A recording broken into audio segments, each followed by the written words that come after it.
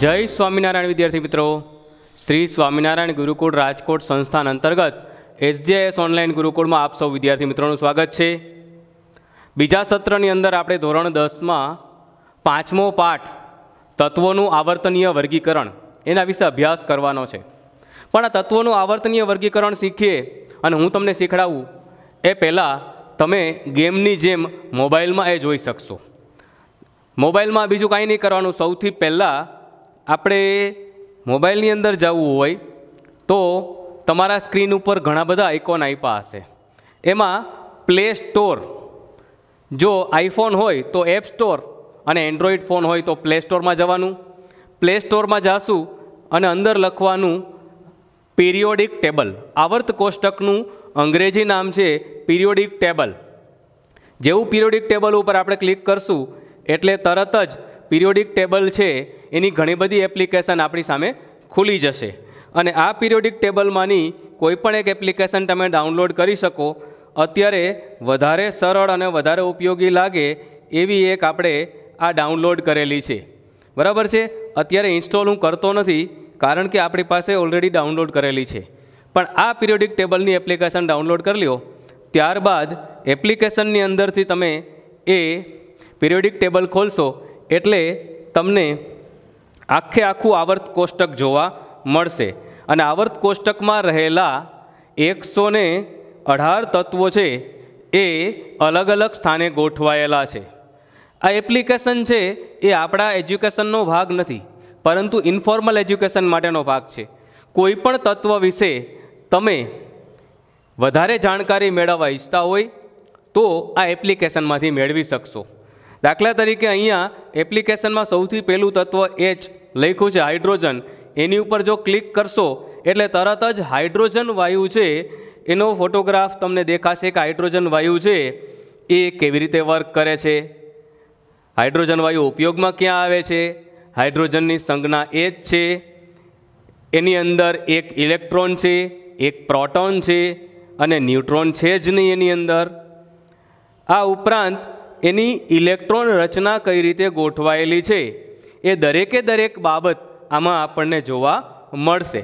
એનું atomic weight, electronegativity, electron arrangement, પ્રોટોનની સંખ્યા, ઇલેક્ટ્રોનની સંખ્યા, આ બધી જ વસ્તુ તમે અહીંયા જુઓ છો એમ આની અંદર પણ જોઈ શકશો।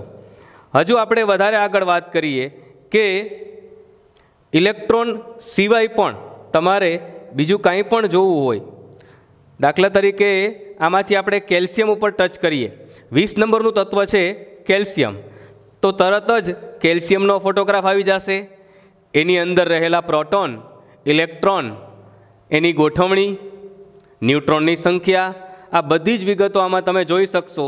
જેમ જેમ તમે સ્ક્રોલ કરશો એમ તમને ખ્યાલ આવશે કે એનું એટોમિક વેઇટ કેટલું છે, એની ઇલેક્ટ્રોન રચના કેવી છે। જો અહીંયા ઇલેક્ટ્રોન રચના પણ કાઉન્સમાં લખ્યું છે AR એટલે આર્ગોન જેવી ઇલેક્ટ્રોન રચના।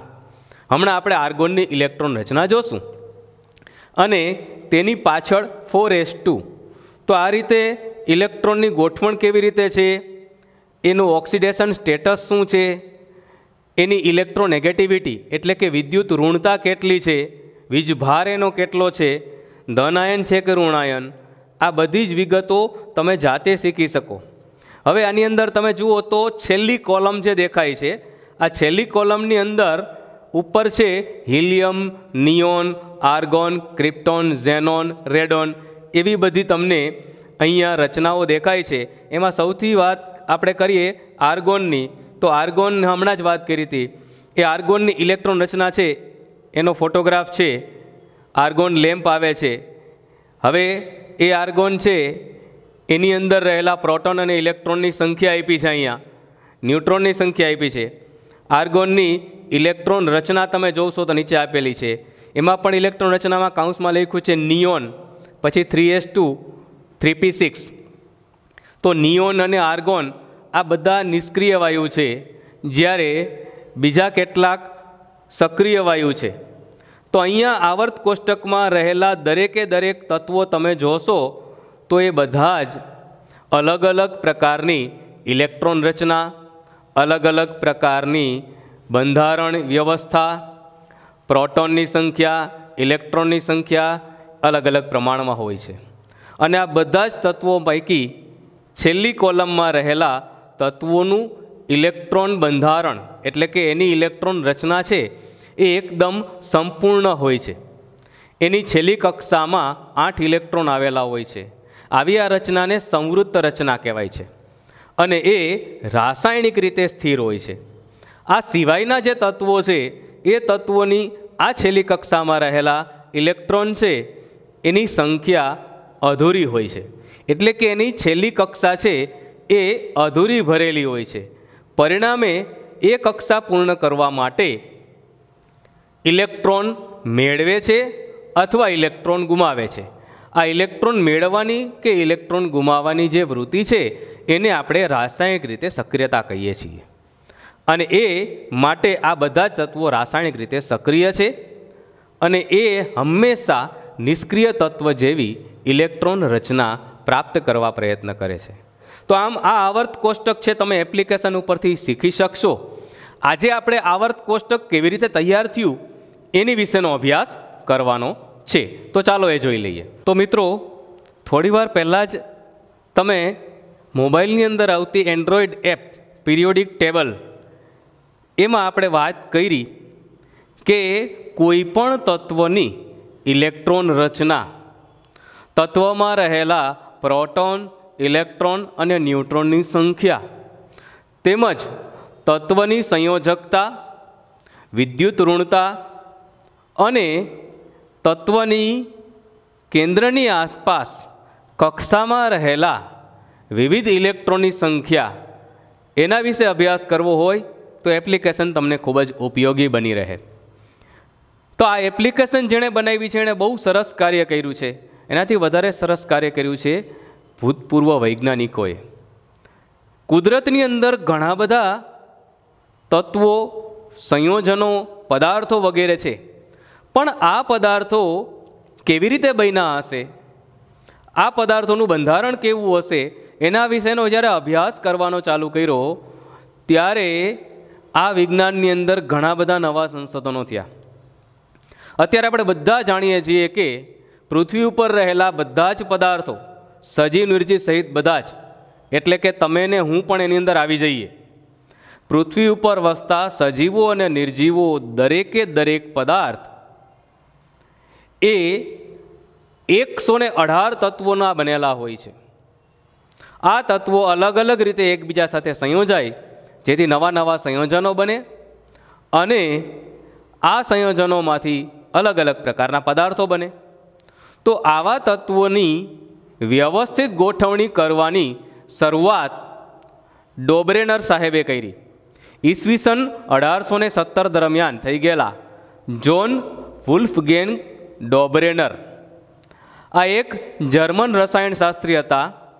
આ જોન વુલ્ફગેંગ ડોબ્રેનર એમણે એ સમયે જાણીતા એવા વિવિધ તત્વોને ગોઠવવા માટેનો સૌ પ્રથમ પ્રયાસ કર્યો અને એટલે જ એણે જે ગોઠવણ કરી છે એ ગોઠવણને આપણે એક શબ્દ વડે યાદ કરીએ છીએ, ડોબ્રેનરની ત્રિપુટીઓ.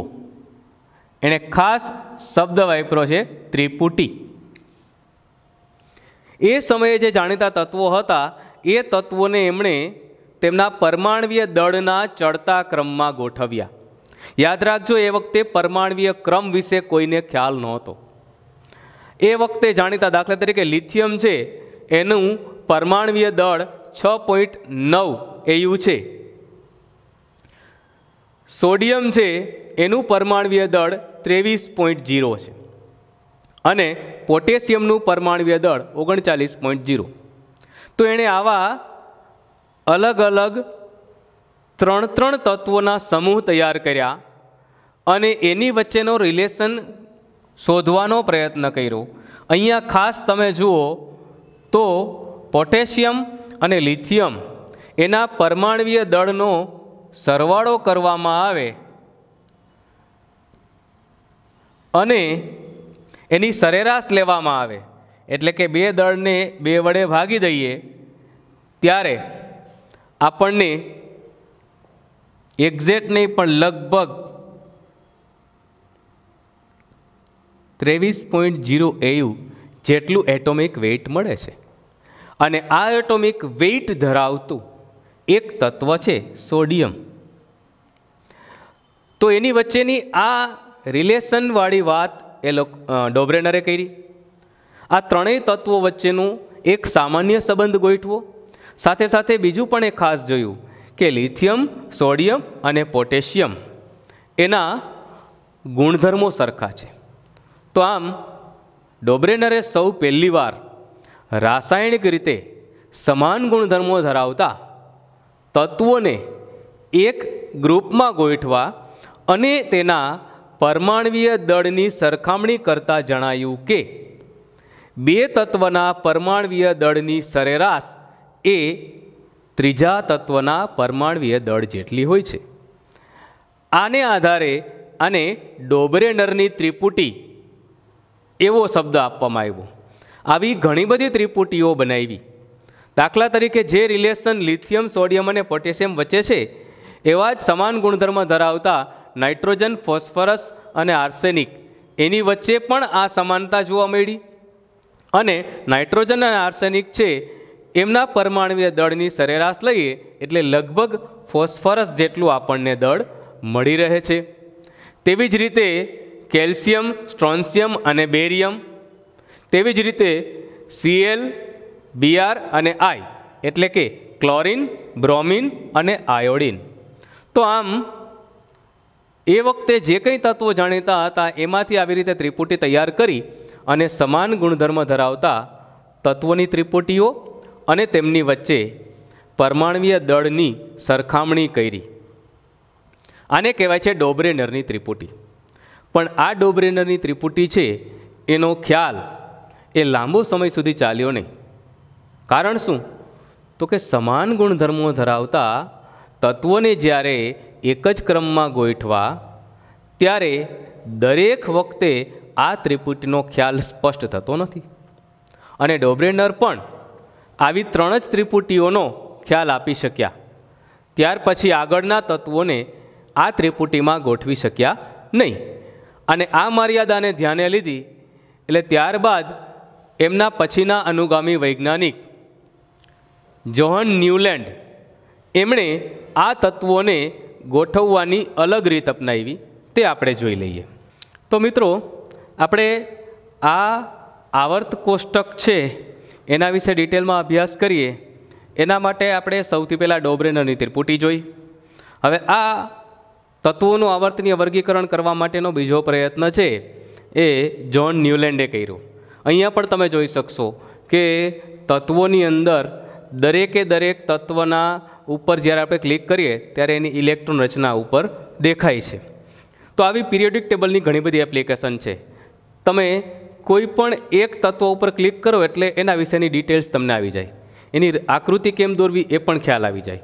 તો આવી એપ્લિકેશન તમે જોઈ શકશો. હવે આ છે જોહન ન્યુલેન્ડ. ડોબ્રેનરની ત્રિપુટી છે એમાં કેટલીક મર્યાદાઓ હતી. આ મર્યાદાઓને નિવારવા માટે જોહન ન્યુલેન્ડે નવો નિયમ આપ્યો જેને કહેવાય છે ન્યુલેન્ડનો અષ્ટકનો નિયમ. આ ન્યુલેન્ડના અષ્ટકના નિયમમાં એણે શું કર્યું ખાસ? તો એણે લગભગ 1888ની અંદર આ બધા જ તત્વોને વ્યવસ્થિત રીતે ગોઠવવા માટે સંગીતના 7 સૂરોનો અભ્યાસ કર્યો. તો અહીંયા તમે સંગીતના 7 સૂરો જોઈ શકો છો. સા, રે, ગ, મ, પ, ધ, ની, સા. સંગીતના સ્વરૂપમાં જોઈએ તો આપણે એમ કહીએ સા, રે, ગ, મ, પ, ધ, ની, સા. તો અહીંયા 7 સૂરો પછી જે 8મો સૂર છે એ પહેલાં જ જેવો છે. જુઓ, પહેલો સૂર છે સા અને પછી ક્રમશઃ આગળ વધીએ તો ફરી પાછો 8મો સૂર પણ સા આવે છે. તો સંગીતમાં જેમ 7 સૂર છે એમ આવર્ત કોષ્ટકમાં રહેલા તત્વો છે એ તત્વો પણ આ જ નિયમને કંઈક ફોલો કરે છે. તમે દરેકે દરેક તત્વની ગોઠવણ હમણાં આપણે જોશું તેમાં ખ્યાલ આવશે કે દરેક તત્વ પછી 8મું તત્વ એ પહેલા તત્વ જેવા જ ગુણધર્મો ધરાવે છે. સંગીતના જેમ 7 સૂરોમાં પહેલા સૂર પછી 8મો સૂર પહેલાં જેવો જ ગુણધર્મ ધરાવે છે, નવમો સૂર એ બીજા જેવો છે, એમાં અષ્ટકનો નિયમ પડાય છે તે જ રીતે આવર્ત કોષ્ટકમાં પણ પડાય છે. આવર્ત કોષ્ટકમાં આ જે નિયમ પડાય છે એને અષ્ટકનો નિયમ કહેવાય છે. ડોબ્રેનરની જેમ જ ન્યુલેન્ડે પણ એ સમયે જાણીતા તત્વો છે તેને તેના પરમાણ્વીય દળના ચડતા ક્રમમાં ગોઠવ્યા અને આવું એક કોષ્ટક તૈયાર કર્યું. તમે આ કોષ્ટકની અંદર જોઈ શકશો કે 7 અલગ અલગ કોલમ આપેલા છે. સૌથી પહેલી રોની અંદર જુઓ તો lithium, beryllium, boron, carbon, nitrogen, oxygen, fluorine. પછીનું તત્વ આપણે આમાં મૂકેલું છે એ છે સોડિયમ. તો એ સોડિયમને બાજુમાં ના મૂકતા લિથિયમની નીચે ગોઠવવામાં આવ્યું. શું કામ? તો કે લિથિયમ જેવા જ ગુણધર્મો ધરાવે છે માટે સોડિયમને લિથિયમની નીચે ગોઠવાય. ડોબ્રેનર પણ આપણને એ જ કહી ગયા હતા. એવી જ રીતે બેરિલિયમ જેવા ગુણધર્મો ધરાવે છે મેગ્નેશિયમ, એટલે એને બેરિલિયમની નીચે ગોઠવું છે. તો આ ક્રમ આગળ ઉપર ચાલતો જ રહે છે. અહીંયા તમે ખાસ જોઈ શકશો કે સોડિયમના ગુણધર્મો અને લિથિયમના ગુણધર્મો એક સરખા છે એટલે એકબીજાની નીચે આવે છે. અહીંયા જો આપણે ક્રમ આપી દઈએ તો લિથિયમને પહેલો ક્રમ આપીએ, ત્યારબાદ તમે જુઓ તો ક્રમશઃ 7મો ક્રમ આવે છે ફ્લોરિનને, ત્યાર પછીનો 8મો ક્રમ એ મળે છે સોડિયમને. એટલે કે પહેલાં જેવા જ ગુણધર્મો 8મો ધરાવે છે. આને કહેવાય છે અષ્ટકનો નિયમ. તો આમ લિથિયમ અને સોડિયમના ગુણધર્મો સરખા છે એટલે એકબીજાની નીચે ગોઠવા છે. તો સંગીતના 7 સૂરોની જેમ આ તત્વો છે એ પણ અષ્ટકના નિયમનું પાલન કરે છે. આવી જ રીતે જુઓ તો મેગ્નેશિયમ છે એ કોના જેવા ગુણધર્મો ધરાવે છે? તો કે બેરિલિયમ જેવા. હજી આપણે એને ડિટેલ્સમાં આગળ જોઈ લઈએ તો અહીંયા ક્રમમાં બધા જ તત્વો ફરી પાછા આપણે લખ્યા છે. એની અંદર ખાસ તમે જુઓ તો હાઇડ્રોજન જેવા ગુણધર્મો કોણ ધરાવે છે? તો કે ફ્લોરિન. ત્યારબાદ લિથિયમ જેવા ગુણધર્મો કોણ ધરાવે છે? સોડિયમ. બેરિલિયમ જેવા ગુણધર્મો કોણ ધરાવે છે? મેગ્નેશિયમ. તો દરેક તત્વ પછી 8મું તત્વ એ પોતાના જેવા ગુણધર્મો ધરાવે છે. દાખલા તરીકે પહેલું લિથિયમ, એના પછી 8મું સોડિયમ એના જેવા ગુણધર્મો ધરાવે છે. ત્યારબાદ બીજો ક્રમ આવે છે બેરિલિયમનો. તો બેરિલિયમ પછી 7 તત્વો મૂકીને 8મું એટલે કે 2 ને 7 9. તો 9મો ક્રમ ધરાવતું જે કંઈ તત્વ છે અહીંયા આપણને મળ્યું છે મેગ્નેશિયમ, તો એ બેરિલિયમ જેવા ગુણધર્મો ધરાવે છે. આમ ક્રમશઃ અષ્ટકના નિયમનું પાલન થાય છે. તો આ જે ગુણધર્મ છે કે આ જે ગોઠવણ છે એને કહેવાય છે ન્યુલેન્ડના અષ્ટકના નિયમ આધારે તત્વોની ગોઠવણી. આની અંદર પણ 2 બાબતો ખાસ ધ્યાનમાં લીધી છે. એક, તત્વોને તેના પરમાણ્વીય દળના ચડતા ક્રમમાં ગોઠવા છે. અને 2, તત્વોને તેના ગુણધર્મોને આધારે સમાન સ્તંભમાં એટલે કે સમૂહમાં ગોઠવ્યા છે. અને પરિણામે અષ્ટકના નિયમ જેવી ગોઠવણી જોવા મળે છે.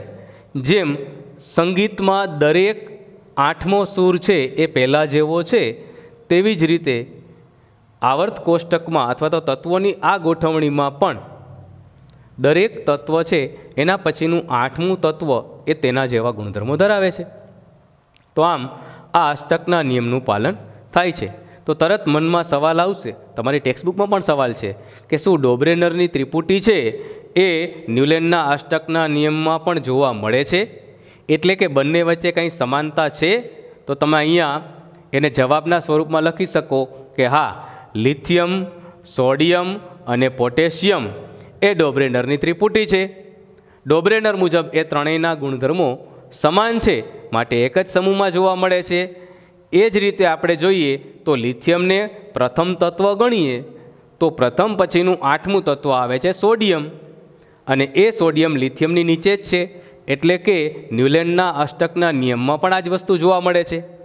તે જ રીતે ડોબ્રેનરની ત્રિપુટી આપણે જોઈએ તો બેરેલિયમ, મેગ્નેશિયમ અને કેલ્શિયમ છે એ ન્યુલેનના અષ્ટકના સમૂહમાં પણ જોવા મળે છે.